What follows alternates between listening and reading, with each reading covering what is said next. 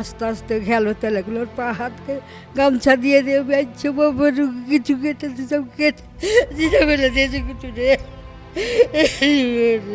अरविंदो दास को घर से घसीट कर बाहर लेके आते हैं और जिस तरीके से बकरी को काटा जाता है, जानवर काटे जाते हैं, उस तरीके से अपने हाथों से काट काट कर उनको मार देते हैं। वक्फ बिल के प्रोटेस्ट ने इन लोगों का जीवन समाप्त कर दिया। कितना दुखद है कि ना इनको उस वक्फ बिल के बारे में कुछ पता भी नहीं है।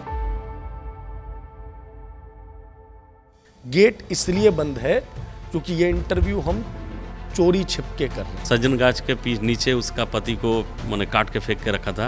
और 10 लाख का 20 लाख देव और भाई को दिबे আমাকে খুন করতে 10 लाख का 20 लाख দেব আমি। आंदोलन नामे मात्र है, हिंदू निधन है, मुस्लिम हिंदू निधन आंदोलन कर रहा था। 4 घंटे 2 व्यक्ति तड़पते रहे, पुलिस को यहाँ आने की क्या आवश्यकता थी। आज अगर ये बोल पा रही हैं थोड़ा बहुत तो इसलिए बोल पा रही हैं क्योंकि अब इनके पास खोने के लिए रह क्या गया है। তোর বাবারা কয়দিন জ্যাক, তোর বাবারা আপনি দেখাবো, তোর বাবারা জয়দিন আছে তো তো ই করেলে তো ছেঁটে দেবো।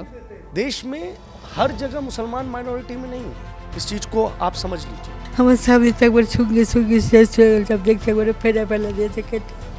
আমার ছেলেটাকে একবারে খাসি কাটা করে কেটেছে, ও একটু জিন্দা ছিল। हालातों में यहाँ पे हिंदू रहने को मजबूर है, लेकिन कोई भी इसकी चर्चा नहीं करता है। और तमाम जो बड़े बड़े इंटेलेक्चुअल्स हैं वो एक चुप्पी साध लेते हैं। घरों को चुन चुन के आइडेंटिफाई करके जलाया जाता है, इनके ऊपर इनके मुंह से एक चू तक नहीं निकलता। मैंने सिर्फ आपको आज की एक हकीकत से रूबरू कराया है। कश्मीर फाइल्स आपको शायद प्रोपेगेंडा लगती होगी, आपको शायद डायरेक्ट एक्शन डे सिर्फ और सिर्फ नफरती बात लगती होगी, लेकिन ये कहानी सिर्फ कुछ एक महीने पहले की है, जहाँ सैकड़ों हिंदुओं को बेघर होना पड़ा और चंदन जी और हरगोविंद जी को अकाल मृत्यु प्राप्त करनी पड़ी। और आपको अगर बहुत जल्दबाजी हो तो आप ये वीडियो छोड़ भी सकते हैं, क्योंकि हिंदू की मृत्यु से कहाँ ही किसी को फर्क पड़ता है। हम पीड़ित से मिलने आए हैं। अखलाक के घर पे कोई भी जा सकता है। बुरहान वानी जो कि एक टेररिस्ट था, उसके पिता के खूब सारे इंटरव्यूज़ हो सकते हैं, कोई दिक्कत की बात नहीं है। लेकिन चंदन दास की पत्नी और हरबिंदो दास की पत्नी की आवाज़ आप तक नहीं पहुंचनी चाहिए। क्यों? क्योंकि इससे देश का जो कथित सेक्युलर फैब्रिक है ना, उसमें चोट पहुंच जाएगी। इससे देश की सांप्रदायिक जो माहौल है उसमें तनाव उत्पन्न हो जाएगा। चाहे हिंदू मरता रहे, चाहे उसकी जान जाती रहे। वक्फ बिल जो कि केंद्र सरकार लेके आई है, उसका जब विरोध करना था तो किसी मुस्लिम दुकान को नहीं लूटा गया, लूटा गया हिंदुओं की दुकानों को। किसी मुस्लिम घर को नहीं जलाया गया, जलाया गया हिंदुओं के घरों को।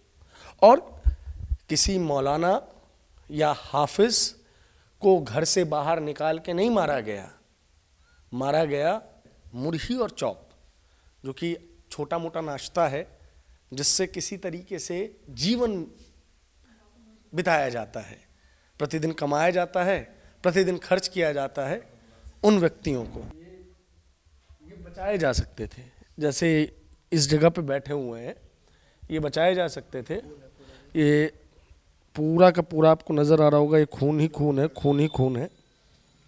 छोटा मोटा काम करते थे ये मुर्गी बेचने का, और भी काम करते थे। हाँ। बीड़ी बनाने का, बकरी पालन का। हाँ, बकरी पालन का काम था, बीड़ी बनाने का काम था, जिससे रोज़मर्रा के खर्चे बस निकलते जाएं। और शुक्रवार को यहाँ पे एक जगह है धूलियान, वहाँ पे पहले भीड़ जाती है, लूटपाट करती है, आग जलाती है और उसको ख़त्म करती है। और फिर ये जो इंसिडेंट हुआ था वो शनिवार को हुआ था। शनिवार को भीड़ यहाँ आती है, यहाँ पे करीब 500 साढ़े 500 घर हैं हिंदुओं के, और उन चार गांव मिला के 500 साढ़े 500 हिंदुओं के घर हैं, और इनके घरों पे पथराव चालू हो जाता है। और उस पथराव के बाद हरगोविंदो दास को पहले बाहर निकाला जाता है, और हरगोविंदो दास को बचाने के लिए उनके बेटे जो हैं अपना फ़र्ज़ निभाते हैं, चंदन जी, वो पहुंचते हैं और फिर उनको भी मार दिया जाता है। केंद्र की सरकार वक्फ को लेकर एक बिल लेके आती है, उम्मीद का नाम दिया जाता है इस बिल को। जैसे ये बिल आता है वैसे ही देश भर में इस बिल का विरोध शुरू हो जाता है। कहने को विरोध करना एक संवैधानिक अधिकार है। और विरोध का तर्क क्या दिया जाता है कि एक बार फिर से केंद्र की मोदी सरकार मुस्लिम्स के पर्सनल राइट्स में घुसने का प्रयास कर रही है, ये संविधान का उल्लंघन कर रही है और देश में माइनॉरिटीज़, कथित रूप से जो सेकंड मेजॉरिटी है, जिसे भारत में माइनॉरिटी कहा जाता है, उसकी ज़मीनों को हड़पने का प्रयास कर रही है, उसकी संपत्तियों को लेने का प्रयास कर रही है। इस पूरे प्रोटेस्ट की बुनियाद यही थी। बड़े बड़े इंटेलेक्चुअल्स, पत्रकार इन लोगों के समर्थन में पोस्ट लिख रहे थे, ब्लॉग लिख रहे थे, अंतर्राष्ट्रीय एजेंसीज को कह रहे थे कि हस्तक्षेप करें, देखें भारत में मुसलमानों का क्या हाल है। देश में हर जगह मुसलमान माइनॉरिटी में नहीं है, इस चीज को आप समझ लीजिए। इस वक्त हमारी मौजूदगी मुर्शिदाबाद के शमशेरगंज में है, वो शमशेरगंज जहां हिंदू माइनॉरिटी में है। और वहां क्या होता है वक्त प्रोटेस्ट के नाम पे कि एक उन्मादी भीड़ आती है, पथराव करती है, आगजनी करती है, चुन चुन के हिंदुओं के घरों को लूटती है, उनकी संपत्तियों को लूटती है और यही भीड़ एक घर में प्रवेश करती है। एक आम व्यक्ति जो छोटा मोटा कार्य करके, झाल मुरही बेच के, बीड़ी बना के अपने परिवार का भरण पोषण करता है, उस व्यक्ति को घर से घसीट कर लेकर जाती है और उसकी निर्मम हत्या कर देती है। जब अपने पिता को बचाने, यानी कि हरगोविंद दास को बचाने के लिए चंदन दास जाते हैं, तो वो भीड़ उसको भी नहीं छोड़ती है, उसकी भी उसी तरीके से निर्मम हत्या कर देती है। यहां जहां हिंदू माइनॉरिटी में है, वहां उस वक्त बिल का, जिससे इस परिवार का कोई लेना देना नहीं था, उसको इस चीज की सजा दी जाती है। और तमाम जो बड़े बड़े इंटेलेक्चुअल्स हैं वो एक चुप्पी साध लेते हैं। घरों को चुन चुन के आइडेंटिफाई करके जलाया जाता है, इनके ऊपर, इनके मुंह से एक चूं तक नहीं निकलती। देश भर में माइनॉरिटी राइट्स को बचाने वाले झंडा बरदार जहां हिंदू माइनॉरिटी में है, उनके लिए कुछ नहीं बोलते हैं। आज जिस जगह पे मैं हूं ना, इस जगह पे आप अगर चारों ओर देखेंगे तो पीछे गेट बंद मिलेगा आपको। गेट इसलिए बंद है क्योंकि ये इंटरव्यू हम चोरी छिपके कर रहे हैं। सामने देखिएगा, ये परिवार इतना समृद्ध नहीं है, लेकिन फिर भी इनको सीसीटीवी लगाने पड़ रहे हैं ताकि ये आने वाले खतरे को भाप सकें।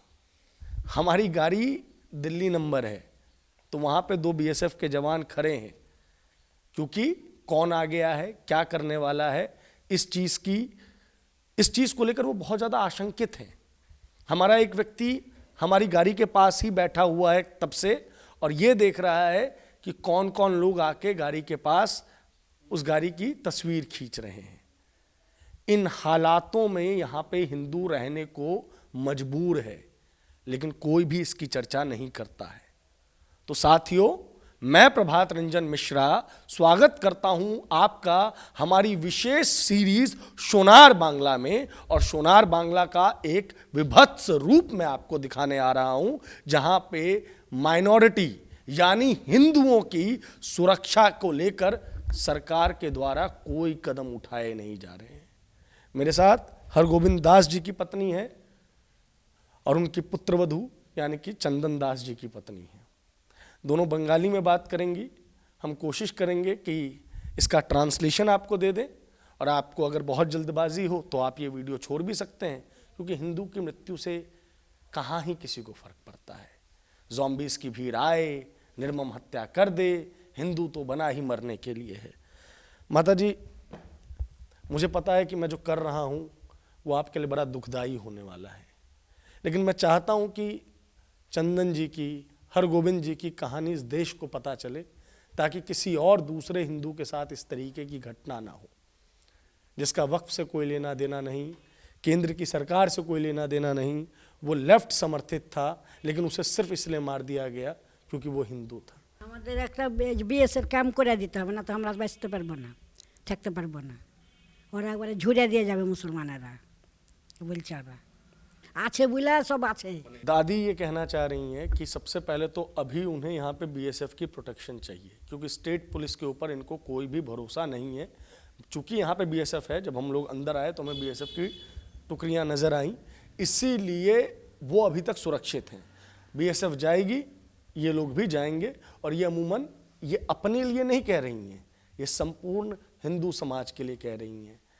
कितने हिंदू घर हैं दादा यहाँ पे? 600 घर है, 600 घर है, चारों ग्राम से 600 घर है, 4 ग्राम में 600 घर। 600 घर है। मुसलमान कितने हैं? मुसलमान बहुत है, 10,000 है। 10,000 घर मुसलमानों के और मात्र 600 घर हिंदुओं के। दादी उस दिन क्या हुआ था ये बताइए जरा हमें।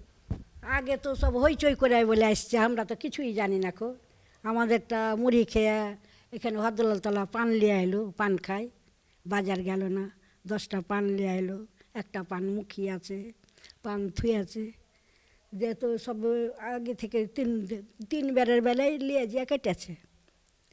পুলিশ কেউ পার্টির লোক কেউই এলো না। খো পুলিশও থানা তো ফোন ধরে না, বুঝছে আমাদের হাত বাঁধা, আমরা যেতে পারবো না। কেউ এলো 4 ঘন্টা, তখন তো লিয়ে যে কেটে ছিঁড়ে ফেললে চতুর্থ থেকে এতটুকু থেকে এতটুকু থেকে এতটুকু সব একবারে লোক একবার হয়ে থই থই করছে, সব ইট পাথর লিয়ে হাতে বম পিস্তল সব ভোজালি সব লিয়ে আসছে। আমি এখানে আমি বসে দুয়ার কেটে ফেলে দিয়েছে। আমার স্বামী আমাকেও কিছু বলে না, কি তোরাও চলে যা, আমিও কিছু বলতে পারি না। আমার স্বামীকে কে ছেলেকে তোরা সিঁড়ি দিয়ে চলে যা, কি কিছু। একধারে বাপ আর একধারে ছেলে দাঁড়িয়ে আছে, টেনে নিয়ে যে কোপালে কেটে ফেলে দিলে। আমার লাতি বলছে কি দিদা, আমার দাদু পোড়া আছে ওখানে, মামা পোড়া আছে ওখানে, 2 জায়গায় 2টা পোড়া আছে। আমার স্বামী তো একবার সঙ্গে সঙ্গে শেষ হয়ে গেল, সব দেখছে একবারে ফেলে দিয়েছে কেটে। আমার ছেলেটাকে একবারে খাসি কাটা করে কেটেছে, ও একটু জিন্দা ছিল।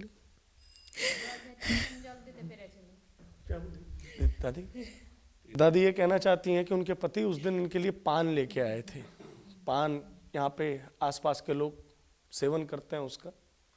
उन्हें वक्त प्रोटेस्ट के बारे में कुछ भी नहीं पता था, वो अपने घर में यहीं पे बैठे हुए थे। अगर मैं कुछ गलत बोलूँ दादा तो टोक दीजिएगा।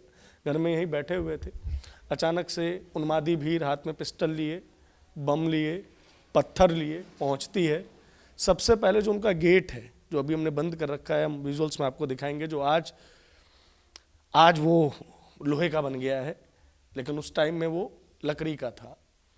उस पे पथराव करते हैं, हरबिंदो दास को घर से घसीट कर बाहर लेके आते हैं, और जिस तरीके से बकरी को काटा जाता है, जानवर काटे जाते हैं, उस तरीके से अपने हाथों से काट काट कर उनको मार देते हैं।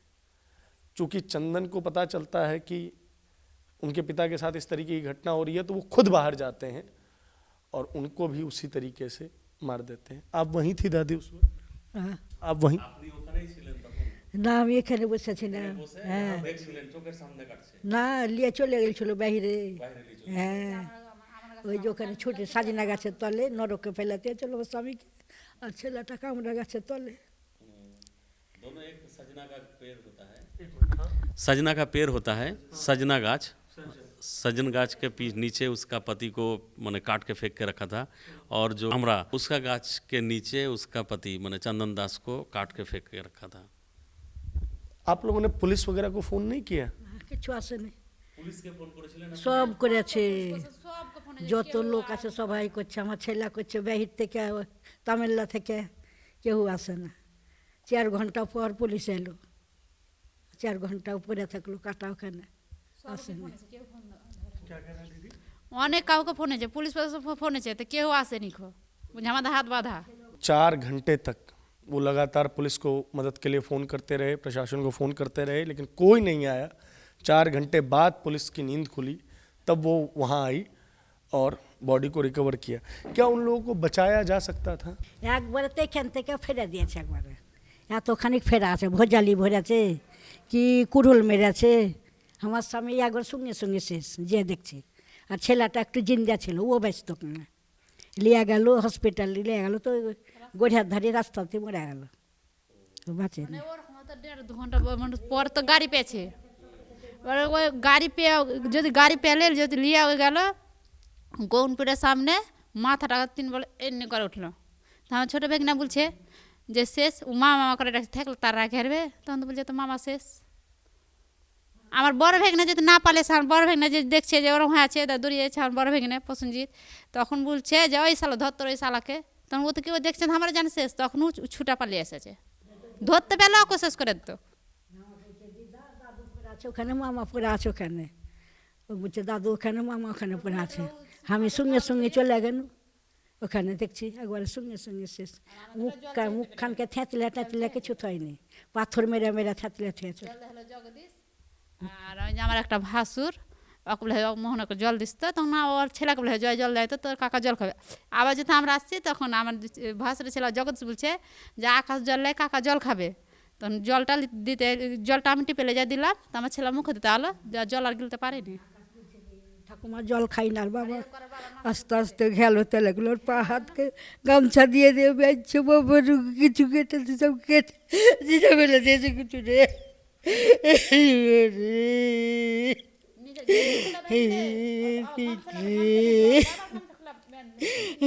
বেঁধা ছিল পা, 3খান গামছাতে বেঁধে ছিল। ওর বাবার কাছকার গামছা, বাড়ি থেকে গামছা না, নিজের ছেলে, আমার ছেলেটা নিজের গেঞ্জি খোলা পা বেঁধেছে। জল দিচ্ছে, বাবা জল খাও, তো জল আর গিলতে পারে না, ও তো শেষ অবস্থা। দেখছে বাবা জল খাই না।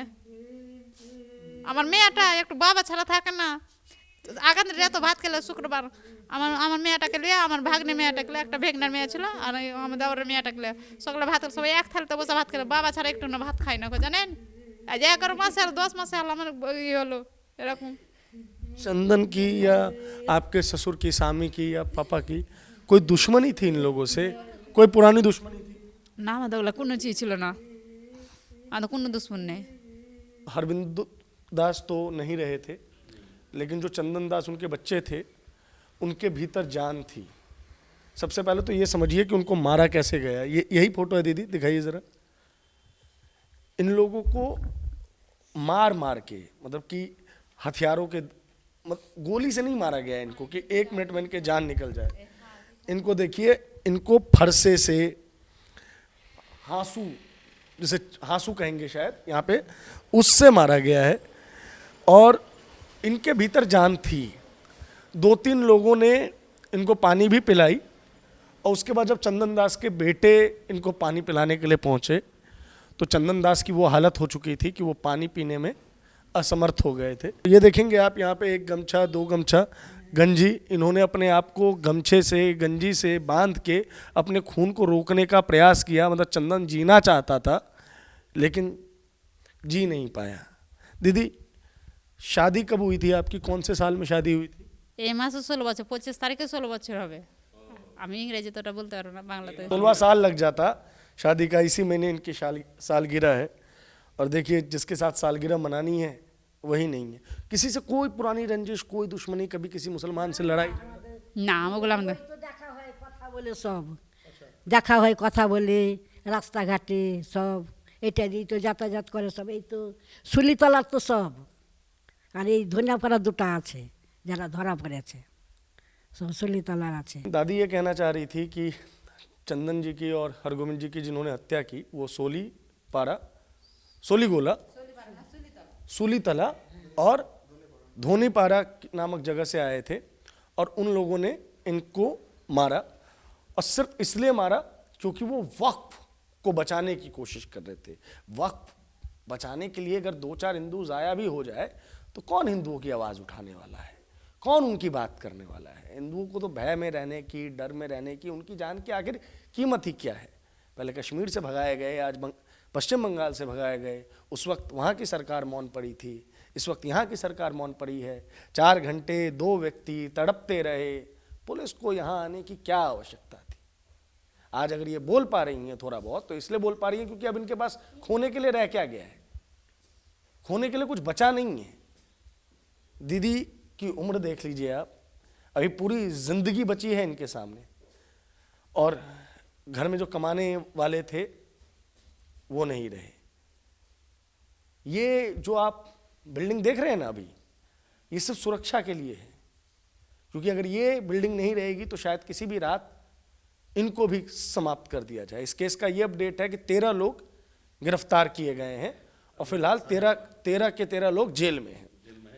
लेकिन उन 13 लोगों के बहुत सारे हितैषी भी हैं जो किसी भी दिन फिर से पेट्रोल बम लेके, बंदूक लेके, पत्थर लेके, हाँसू लेके, लाठी लेके इन 600 हिंदुओं को भगाने के लिए दोबारा आ सकते हैं, क्योंकि उन्हें मुसलमानों के हितों की रक्षा करनी है, वक्फ बचाना है और कहीं ना कहीं ऐसे लोगों को यहाँ की जो लोकल एडमिनिस्ट्रेशन है उसका संरक्षण प्राप्त है। वरना इतनी हिम्मत कि आप किसी को घर से निकाल के उनका कत्ल कर देंगे। তো না ও পয়সা নেব না, ওই আমাদের কোনো সাহায্য করেনি। শুভেন্দুরও দিয়েছিল, এসেছিল, সব লোক এসেছে, কিন্তু ও আসেনি।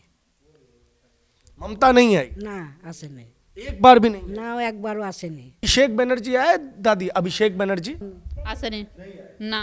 वो अभिषेक बनर्जी जी जो है ना, अभी मुंबई में किसी व्यक्ति की हत्या हुई है शायद, उसके घर पे पहुंचे थे। उनके पास इतनी फुर्सत नहीं थी कि इन लोगों के घर पे भी पहुंच पाए। क्यों? क्योंकि वो वर्ष शायद चुनावी वर्ष नहीं था। इसलिए इन दोनों के जान की क्या ही कीमत है। ममता बनर्जी भी यहाँ नहीं पहुंची, जो कि खुद को गार्डियन ऑफ द स्टेट कहती हैं, वो भी यहाँ पे नहीं पहुंची। कुछ आर्थिक मदद, नौकरी सरकार से मिली इन लोगों को? আমি লিয়ে নেব না ওর জিনিস। लोगे भी नहीं है। না নেব না। क्यों नहीं लोगे दीदी उनसे पैसा? আমি নেব না, সাহায্য নেব না, কোনো জিনিস সাহায্য নেব না মমতা সরকারের। दीदी कह रही हैं कि वो ममता बनर्जी से एक पैसा नहीं लेगी, एक नौकरी। সে কেটে ফেলেছে, তার 10 লাখ ধরেছে, যা ওরকম তো করছে ও, তো টাকা কিনে নেব না। ও 10 লাখ 20 লাখ দেবো, আর ভাই পোকে দিবে আমাকে খুন করতে, 10 লাখ 20 লাখ দেবো আমি নেব না ঘর। नहीं लेंगे आप? না নেব না। आपको लगता है कि ममता बनर्जी की सरकार आप लोगों को बचा सकती थी, उस घटना से बचा सकती थी? বেটা আছে কি বহিন বেটা আছে, তাকে কাটতে দিক আমাকে, আমরাও টাকা দিব। वो 20 दीदी कह रही हैं कि वो 10 लाख रुपए की भीख नहीं लेंगी। दादी भी यही कह रही हैं, वो 10 की जगह 20 लाख देंगी। और उनके जो बहन के बेटा है, यानी कि वो अभिषेक बनर्जी को बोल रही हैं कि 20 लाख रुपए देंगी अभिषेक बनर्जी के बदले। क्या ममता दीदी लेंगी? अभिषेक बनर्जी की बदले दादी और दीदी कह रही हैं कि वो 20 लाख रुपए देंगी। 10-10 लाख रुपए इन लोगों को कंपनसेशन अमाउंट का बोला गया था। और ना अभिषेक बनर्जी आए, न ममता बनर्जी आई। इनके ही स्टेट के नागरिक है ना ये, सुरक्षा के भाव के लिए उनको पहुंचना चाहिए था ना। दीदी फिर घर वगैरह कैसे चलाते हैं, खर्चा वगैरह? কি করে যে হচ্ছে 100-500 বিড়ি বেঁধে সংসার ম্যানেজ হয়েছে, কি করবো? এই ছেলে তো দুঃখ না, 500 বিড়ি বাঁধছি, হপ্তা পাচ্ছি, ছেলে তোমাকে 2টা দানা তুলে দিচ্ছি, কি আর কত কষ্ট করবো বলেন তো? এভাবেই করছি। আমাদের ইনকামের তো লোক নাই, তো কি করবো? ছেলেরা ওরম করি করছি, একবার খাইয়ে তুছি, একবার না খাইয়ে তুছি। कभी खाती हैं, कभी नहीं खा पाती, बीड़ी बेच के किसी तरीके से अपना गुजारा करती हैं। डर लगता है दीदी यहाँ, अभी भी तो घर से कभी बाहर तो निकलते ही होगे। उस दिन आप जब चंदन जी के साथ ऐसा हुआ, हरगोविंद जी के साथ ऐसा हुआ, आप घर पे थे या बाहर थे? এরা আমরাই বাড়িতে ছিলাম। হ্যাঁ, আমরা এই বাড়ির একটা বিটি ছিল, একটা বউ ছিল, আমি ছিল, আমার ছোট বউ ছিল, এই যে পোতাটা ছিল। এর আগে ওর ফ্যামিলি ছেলে পেলে सब বাইরে ছিল। इनकी सुरक्षा के लिए चंदन जी ने इनको कहा था कि चूंकि दंगा फसाद हो रहा है तो बाहर चले जाइए। इनका जो बेटा है एक, वो बाहर खेल रहा था, तो हरगोविंद जी उसकी सुरक्षा के लिए उसको अंदर लेके आए, सबको घर में डाला। उनको क्या पता था कि वो जो उन्मादी भीड़ है वो उनके लिए आ रही है। दीदी का कहना है कि कभी खाना खाते हैं ये लोग, कभी खाना नहीं खाते। बच्चे पढ़ रहे हैं। বড় ছেলেটা 9 উঠলো, ছোট ছেলেটা 6-এ, আর মেয়েটা 1-এ। तो आगे उनको कैसे, बड़ा बच्चा 9वीं क्लास में है, छोटा 6ठी क्लास में है, तो पैसा है, आ जाता है कि बच्चा पढ़ाई कर पाए? दीदी इतना पैसा है, টাকা है इतना? কি করবো? ওই কষ্ট করে ওরম করে করতে, ওই থেকেই করতে হচ্ছে, কি করবো? শুভেন্দুই দিয়েছে 10 লাখ টাকা। হ্যাঁ, ওকে 10 লাখ, আমাকে 10 লাখ, আর কেউ দেয়নি পয়সা। টাকা দিয়ে কিছু কিছু করে করতে হচ্ছে, কি করা যাবে? वो जो मतलब LOP है यहाँ पे, शुभेंदु अधिकारी, वो यहाँ पे आए भी थे। शुभेंदु अधिकारी यहाँ आए थे, दोनों को 10-10 लाख रुपए दिए। उसी 10 लाख रुपए से उनका गुजारा चल रहा है फिलहाल। ওই টাকায় ভেঙে ভেঙে কি করা যাবে? বাচ্চারা তো মানুষ করতে হবে এখনকার মতন, ওই টাকায় ভেঙে ভেঙে খাওয়া যাচ্ছে। আর 400-500 বিড়ি বেঁধে কি হবে? 500 বিড়িতে কি হবে? तो ये कहना चाह रही हैं कि दिन का 400-500 ये लोग बीड़ी बनाती हैं। अब दिन के 400-500 बीड़ी से कितने पैसे बनेंगे इसका क्या पता। मेरे को लगता है कि वही 10 रुपये, 20 रुपये, 50 रुपये दिन का इन लोगों की कमाई है, यानी कि महीने की 1500 रुपये की कमाई है। और उसी 1500 की कमाई में सबसे पहली ज़रूरत खाना नहीं है, रहना नहीं है, सबसे पहली ज़रूरत सुरक्षा है। दरवाज़ों पर अच्छी से लोहे के बढ़िया गेट लगे रहने चाहिए, सारे दीवार जो हैं वो सिक्योर रहने चाहिए, क्योंकि हर एक दस्तक मन के भीतर एक डर को लेके आ जाती है। मेरे साथ 2 जन और हैं, दोनों स्थानीय हैं, उनसे बात करना शुरू करते हैं। दादा, अचानक क्या हुआ कि आप लोगों के घर के बाहर इतनी ज़्यादा भीड़ वगैरह आ गई? ये भी घटना हुआ है, औकात बिल का संपत्ति आंदोलन हुआ है, उसी से आंदोलन नामे मात्र है। हिंदू निधन है, मुस्लिमरा हिंदू निधन आंदोलन कर रहा था, हिंदू निधन मुस्लिमरा कर रहा था, जंगी कार्यकलाप कर रहा था मुस्लिमरा। आप लोग बताइए, आप लोगों को वक्फ के बारे में कुछ पता भी है? वक्फ क्या होता है, जानते हैं? वक्फ, हाँ, वक्फ बिल क्या है जानते हैं? আমরা না জানি না খো ওই পুলিশেরা বিএসরা এসে বলছে কেলে 4 মাস আগে থেকে ঘটনা হচ্ছে। বিএসরা এলো তখন ওরাই বলছে অকাপ বিল গেলা 4 মাস আগে থেকে ওরা আন্দোলন করছে। আমরা কিছুই জানি না। আমাদের তো পানের দোকান থেকে পান নিয়ে এলো হাদলালতলা থেকে, বলছে আমি তো কিছুই বুঝতে পারলো না। इस वक्फ बिल के प्रोटेस्ट ने इन लोगों का जीवन समाप्त कर दिया। कितना दुखद है कि ना इनको ना इनको उस वक्फ बिल के बारे में कुछ पता भी नहीं है। आपके पति किस पार्टी को वोट करते थे, किस पार्टी के थे? ও আগে সিপিএন করেছে, পার্টিতে ভোট দেওয়ার কাম, ও ভোট দিয়ে সকালবেলায় চলে আসে, কি পার্টিতে ঘুরতে যায় কি ঝান্না হাতে ধরে ওইলা কিছু নয়, বাড়িতে বসে থাকে, সকালবেলায় ভোটটা দিয়ে চলে এলো। सीपीएम को वोट करते थे इनके, सुबह सुबह वोट करके वो अपना घर आ जाते थे, पॉलिटिक्स में इन्वॉल्व नहीं थे। गरीब आदमी कहाँ से पॉलिटिक्स कर पाएगा?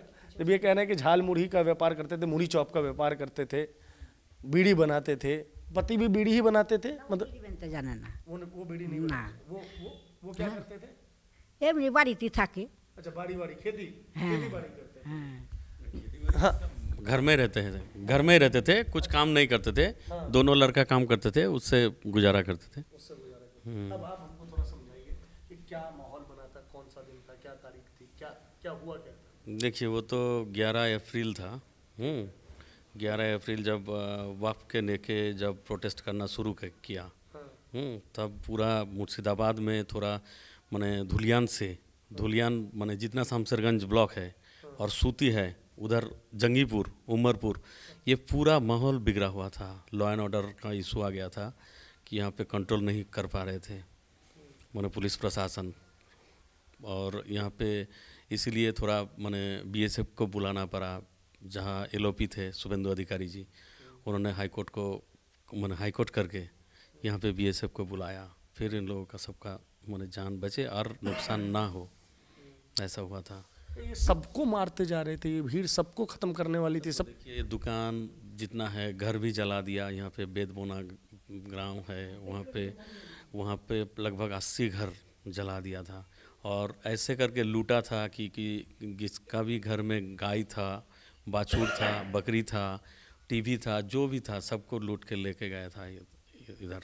ये भीड़ वक्फ की संपत्तियां बचाने के लिए निकली थी। वक्फ की संपत्तियां बचाने के लिए इनका ध्येय ये हुआ करता था। फिर दादा, फिर तो घटना तो सब पूरे हिंदुस्तान को मालूम है कि क्या हुआ था। देखिए, क्या ममता दीदी ये घटना रोक सकती थी? पुलिस घटना रोक सकती थी? ममता दीदी तो माने देखिए, ये तो एसआईटी भी गठन हुआ था, सब कुछ हुआ था। यहाँ पे ये घटना रोका जा सकता था, स्थानीय पुलिस भी रोक सकते थे इस घटना को अगर चाहते तो, लेकिन नहीं चाहे, होने दिया। एक नरसंहार जैसे एक इंसिडेंट होने दिया। ये सरकार के साथ हम लोगों को लगता है कि सरकार की मदद से, या तो लोकल जो प्रशासन है इनका मदद से भी हुआ होगा। आम तौर पे यहाँ पे कैसा माहौल रहता है दादा, क्योंकि मुस्लिम आबादी ज़्यादा है? आम तौर पे देखिए, यहाँ पे जितना भी ज़्यादा है, लेकिन हम लोगों ने ऐसा माने मिलजुल के ही रहते हैं। इसका दुकान में हम लोग खाते हैं, उसका दुकान में हम लोग जाते हैं, ये सब मिलजुल के ही रहता था। लेकिन अचानक वक्फ बिल को लेकर ऐसा माहौल बनाया गया, हो गया।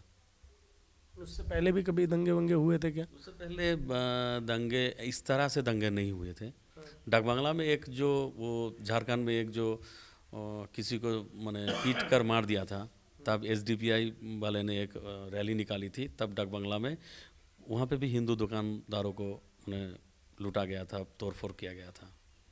डाकबंगला CNRC के टाइम में कुछ हुआ था यहाँ? CNRC के टाइम में भी हुआ था, रेल सब कुछ मैंने जला दिया था, स्टेशन दुकान पाट सब कुछ मैंने लूटा गया था, तोड़ा गया था। बार बार बांग्लादेश बॉर्डर से इस वक्त जब हम बैठे हुए हैं, हम कितने किलोमीटर दूर हैं बॉर्डर से? देखिए बॉर्डर से उतना किलोमीटर दूर नहीं है, 7-8 किलोमीटर होगा। बस हम्म, 7-8 किलोमीटर। हम्म। तो ये तो जिस तरीके से दीपू दास को वहाँ किया गया, वैसा ही चंदन दास के साथ यहाँ हुआ, हरगोविंदो दास के साथ यहाँ हुआ।